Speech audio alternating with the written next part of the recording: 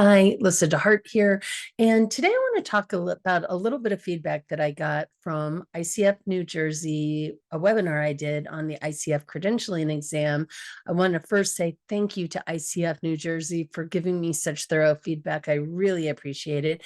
And also to the person who gave the feedback, which was, you shouldn't be telling people to get an accommodation. Those are only meant for people with a disability. And while I agree on one hand, I think there's a lot more to the story. So let's get into it. Okay, so here we are, adults getting ready to go in and take an exam that is a very difficult exam. It's a very timed exam. So the whole purpose of a accommodation when it comes to exam taking is not to give somebody some added benefit that they don't deserve, but rather more people have learning disabilities than you would ever know by looking at them. The other thing is, this is not like getting a handicap placard so that you can park close to the entrance of a store when there's no problem with you physically. So for instance, your mom has a placard because she broke her leg, but you're driving the car. And so your mom's not there, you're just driving the car on your own. The placard's in the car, so you use it. That's not cool. But getting an accommodation for an exam is like a completely different deal. I'm in no way impacting your test taking when I get an accommodation for what I need. And there are a lot of reasons that people need accommodations for an exam. Those things could be that they have stress and anxiety related to taking exams, and they may have a whole history of anxiety disorders that really are something that impacts their capacity to comprehend written language, to retain information while they're taking an exam. We know the brain flooded with stress hormones, fight, flight, freeze, or freak out, is going to not be able to really retain information. And when you're taking a timed exam, depending on the exam, it may not work for you to not have a little bit more time so that you can kind of decompress your brain. I think also, like for myself, they didn't do a lot of educational diagnostics when I was a kid. So I didn't come out of grade school or high school with a real formal documentation of my learning disability, but I definitely have a learning disability. And so in the 2007, I was going to take the LSAT for becoming an attorney. I changed my mind, but I was going to go and take that exam. And I was like, I don't think I can take that exam well because it is so hard in the amount of information that I had to cognitively sort of hold on to in order to be able to answer whatever the questions were in regard to elements of that exam. So I went and had a educational diagnostic done. And what came out of that was that I have a learning disability that makes it very hard for me, especially under pressure, to read quickly and comprehend what I'm reading, which is a problem when you're looking at a scenario-based exam with an answer set that is geared towards that scenario, and you have to choose best and worst and all of that. And oh yeah, you have 2 minutes and 12 seconds roughly to make both of those decisions. And so I had looked at this ICF credentialing exam and thought, well, I would have to find my accommodations. So I went and looked for them. And I think that there are a lot of reasons why people need accommodations besides learning disabilities. You could have ADD, ADHD, you could have dyslexia, you could have a physical disability, you could have not be able to see very well, you could be actually blind, you could have a loss of hearing. There are a lot of different ways that people might have a problem. You may have a physical disability, in which case you need an accommodation so that you can sit at a computer with a computer desk. You need to be able to have access to the testing facility. I mean, there's a myriad of reasons why people need an accommodation. And the purpose of the accommodation is to really level the playing field. There are people who are incredibly good at taking timed, standardized sorts of tests, the situational judgment exam that ICF has put out is not a knowledge-based exam. So it isn't testing your knowledge specifically. What it's testing is your ability to be in alignment with or out of alignment with the ICF competencies and code of ethics. And that requires a different kind of thinking, number one, but it also requires your capacity to be able to read a scenario and all of the answer set and then make a discernment quickly. And with the extra cognitive load of time, tick, tick, tick, tick, tick in the side of your head, it may be a pretty heavy load for some people to deal with. Now, let's take 3 hours of sitting or standing or however you're going to take this exam. Not every human body, even if it walks just fine and can go from far off in the parking lot to the front door, that doesn't necessarily mean that you don't have blood pressure issues or blood sugar issues or maybe diabetes, or you need an inhaler or any kind of other thing. You may need water because you're regularly sipping on water throughout the day, and to be out of cadence with that makes it really hard for you to concentrate. There are a lot of different accommodations that you may need to be paying attention to. Time is only one of them. If you don't need extra time, then don't ask for it. But I think there are a lot more people with different sorts of learning disabilities that have gone undiagnosed and which really impact people's ability to take an incredibly difficult exam well. And so, I mean, there's a lot of different exams out there, everything from the GED to the SATs and ACTs to the LSAT and MCAT. And if you're going on for graduate school, GRE or GMAT. But then there's also these professional licensure and credentialing exams that are out in the world. I've taken quite a few of them in my life, and they have always been an incredible hard journey for me. I do not do exam taking well. And so when I look at what my accommodations say, my first thing on my list for an accommodation is extra time. Also, to be able to read out loud.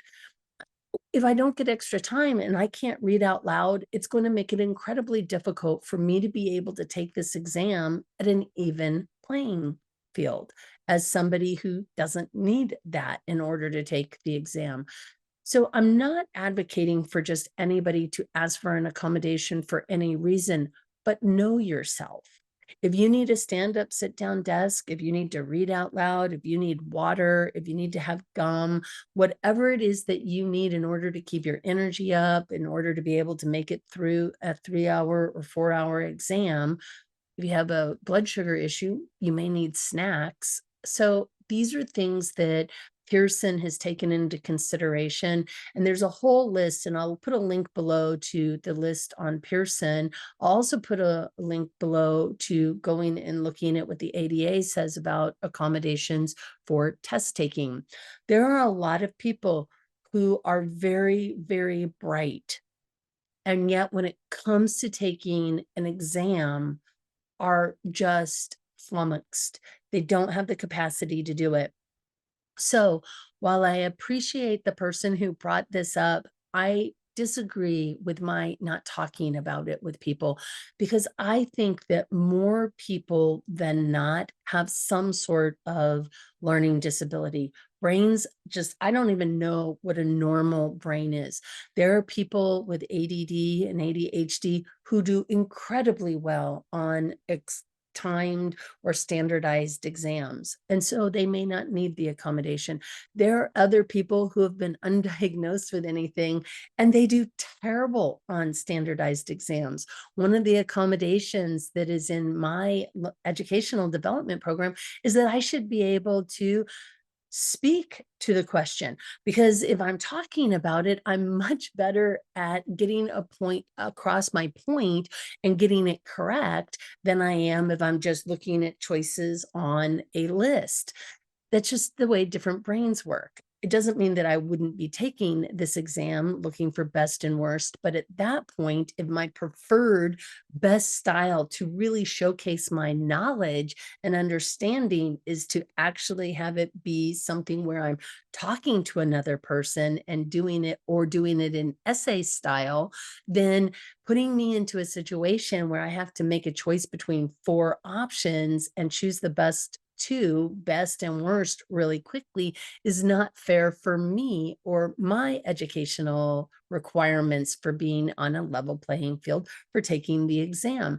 And so I just share this not because you personally need an accommodation, but because I think there are a lot of people who do. I think there's a lot of shame that gets tied up in needing an accommodation. I was talking to somebody recently and they're like, I was diagnosed with ADD and reading comprehension issues in high school.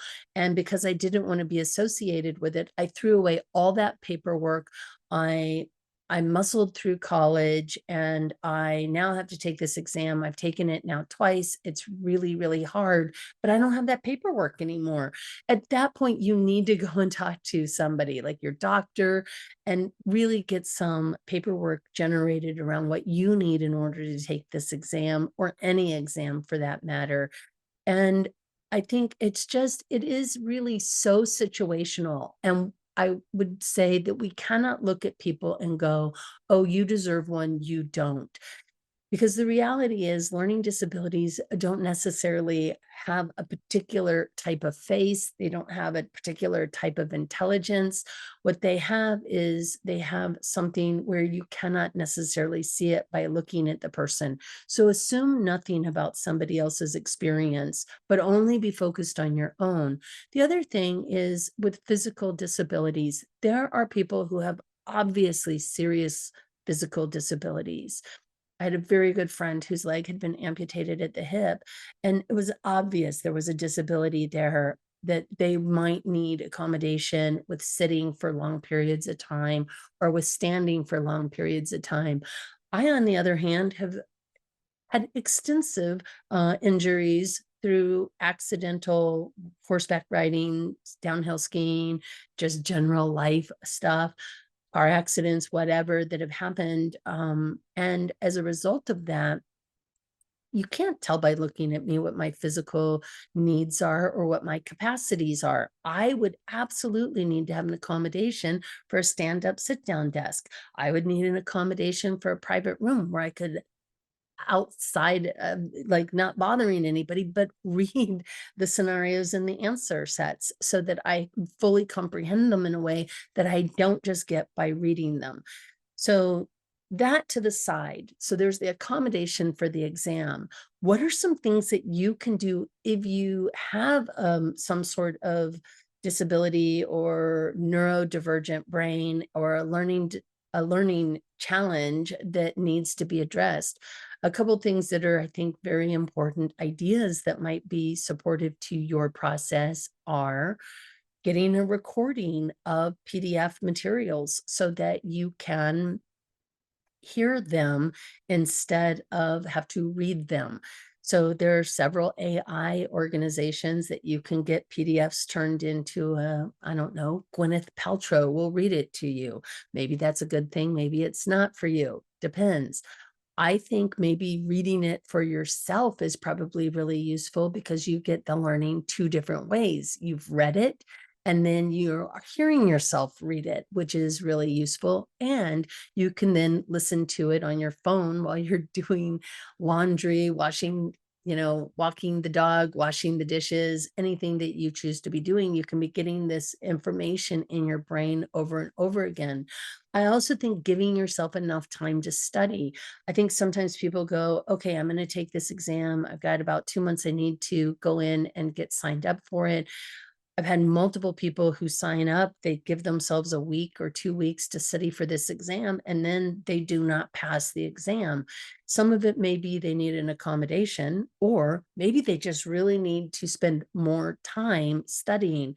Very few of us are able to just hear something and retain it forever. There are a few people out there with brains that do that, but they are not typical. So for many people, there's a sort of a need for a redundancy of studying in order to hear it from multiple different directions, and at that point then be able to really integrate it into how we understand something, which is ultimately going to help also in how we move through an exam like a situational judgment exam.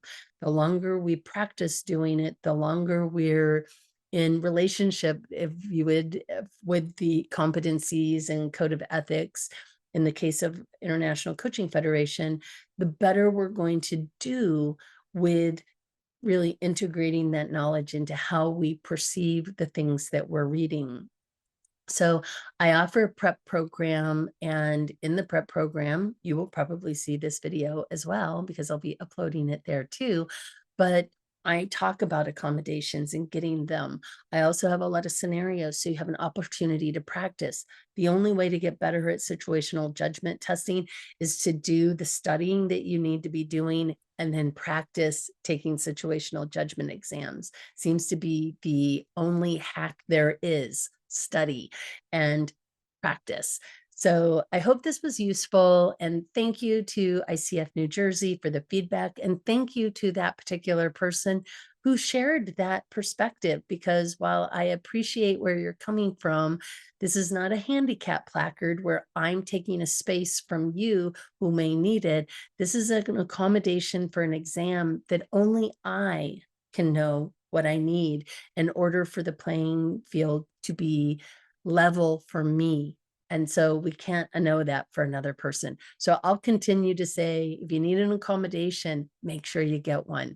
And on that note, hope you have a great day. See you in another video. Cheers.